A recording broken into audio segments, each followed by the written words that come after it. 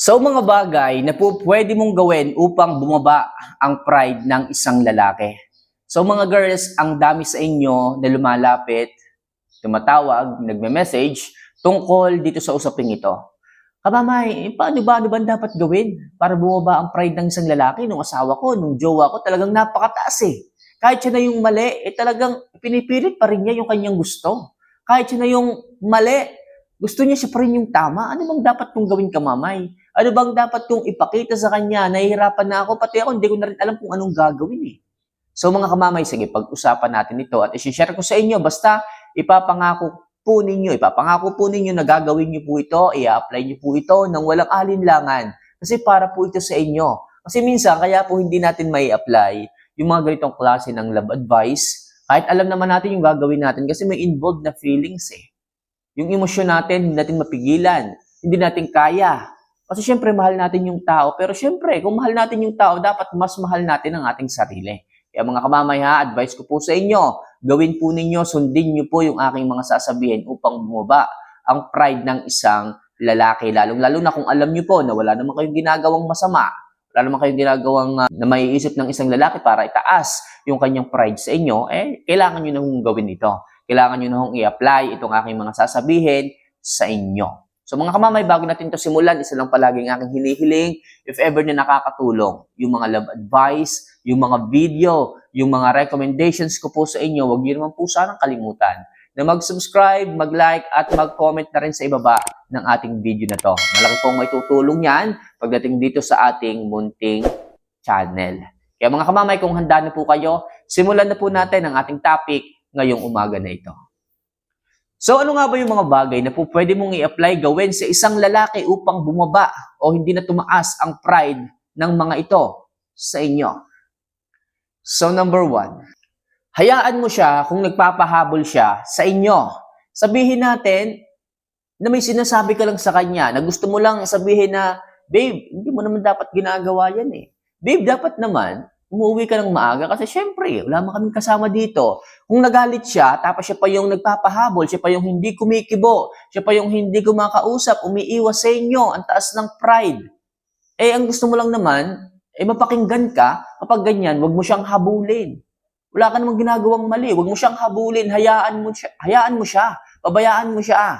Hayaan mo siyang maisip ka, hayaan mong makita niya ang value mo, ang halaga mo. Kasi lalong lalayo yan kapag hinabol mo siya ng hinabol. Pero kung ipapakita mo at hahayaan mo siya kapag nagpapahabol siya, hanggang kailan siya lalayo? Tingnan natin. Balang araw kakailanganin din niya ang attention mo. Kung kaya't, ang gagawin mo dito, kung nagpapahabol siya, hayaan mo siya.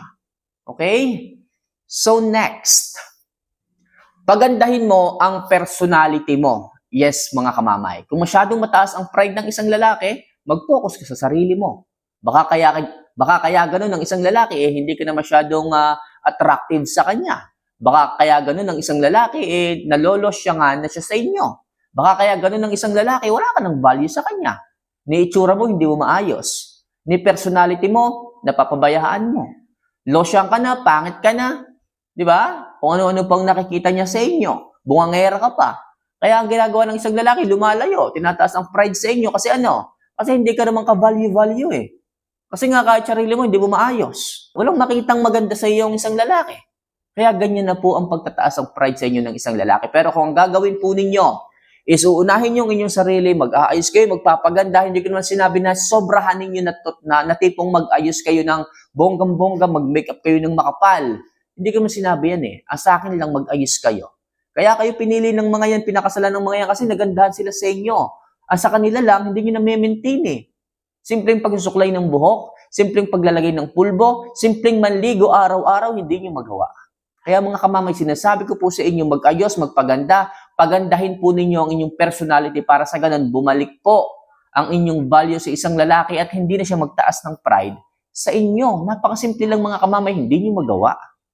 Okay, so maliwanag tayo kamamay ha. So next, gamitin ninyo ang utak ninyo sa lahat ng pagkakataon. Mga girls, alam nyo naman ang gagawin, bakit hindi nyo gawin? Alam nyo naman ang dapat unahin, bakit hindi nyo gawin? Alam nyo na toxic ang isang lalaki. Alam nyo na wala naman siyang ginagawang maganda sa inyong relasyon, bakit hindi nyo iwan? Bakit hindi kayo lumayo? Bakit pinipilit niyo pa rin ang sarili ninyo? Gamitin yung utak ninyo. Para sa ganon, hindi kayo tiisin ng isang lalaki. Para sa ganon, hindi tumaas ang pride ng isang lalaki. Alam niyo na ng babae yung lalaki, bakit kayo pa yung lapit ng lapit, kayo pa yung buntot ng buntot, tapos ano sinasabi niyo? Babe, tatanggapin kita, basta wag mo lang uulitin. Babe, bumalik ka na, hindi ko kaya nang wala ka. Babe, sorry na. Sorry na. Sige, pagkakamali ko na yon. Kahit ng babae ka. Pwede ba yon? Mga kamamay, masyado nyo lang pinapalaki ang ego ng isang lalaki. Masyado nyo lang pinapataas ang pride ng isang lalaki, which is hindi tama. Alam nyo sila yung mali, bakit kayo pa yung habol ng habol? Alam nyo sila na yung nagkasala, bakit pinipilit nyo pa ang sarili ninyo? Bakit hindi nyo gamitin ang utak ninyo? Okay, kaya lalo kayong niloloko, kaya lalo kayong ginagawa ng pagkakamali ng isang lalaki kasi ganyan kayo eh. Ang utak ninyo nasa paa eh. Gamitin ninyo ang utak ninyo para hindi kayo sinasaktan. Kung kinakailangang lumayo, kung kinakailangang pabayaan siya, gawin po ninyo. Hindi yung ganyan. Gamitin ninyo ang utak ninyo sa lahat ng pagkakataon, wag puro puso. Kung inaabuso na kayo o sinasaktan na kayo, tama na. Unahin nyo naman ang sarili ninyo. At sa ganyang pagkakataon mga kamamay, kung paano nyo mauuna ang sarili ninyo, unahin po ninyong gamitin ang inyong utak kaysa sa inyong mga puso. So sana maliwanag tayo kamamay, ano? So next, sikapin mo pa rin na dagdagan ang value ninyo. Yes mga kamamay, hindi lang kayo dapat maganda, hindi lang kayo puro make-up. Kailangan masigasig din kayo, kailangan may diskarte din kayo. May make-up nga kayo, nag-aayos nga kayo, maganda nga kayo, wala naman kayong pera, wala naman kayong trabaho. E di ganun din, kulang din.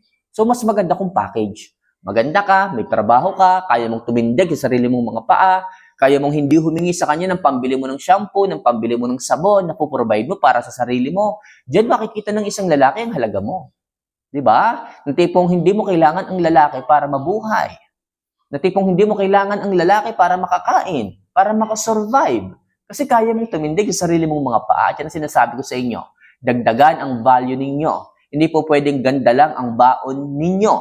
Hindi lang dapat masipag kang magsuklay. Hindi lang dapat maganda kang humarap sa kanya. Dapat may ibubuga ka rin. Hindi lang dapat isa lang ang kaya mong gawin. Dapat marami. Dapat may pera ka din. Kasi dito sa mundo, kung wala kang pera, basura ka. Kung wala kang kayang ibigay, basura ka. Kaya please mga kamamay, pataasin, padamihin pa rin ang value ninyo. Personality, kasama na rin yan. Mag-ayos, magpaganda, sama-sama na rin yan.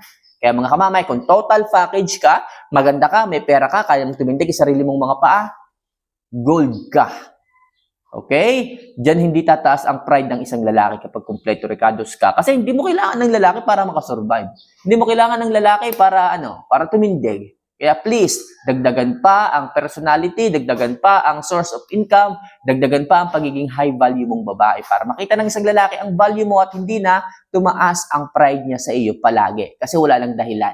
Kasi wala nang dahilan para maliitin ka ng isang lalaki. Alright? So next, ihinto mo na ang pagiging marupok sa kanya. Yes mga kamamay, ito kasi ang nagiging puno at dahilan ng lahat eh. Kung bakit hindi mo may apply ang aking mga sinasabi dito kasi masyado kang marupok, kasi masyado kang mahina, kasi masyado kang martir. Kamamay, hindi ko kaya eh. Mahal ko talaga yung lalaki. Hindi ko siya kayang tiisin. Kahit anong sakit ang gawin niya sa akin, kahit gano'ng kalaki yung problemang ibigay niya sa akin, hindi ko siya kayang mawala.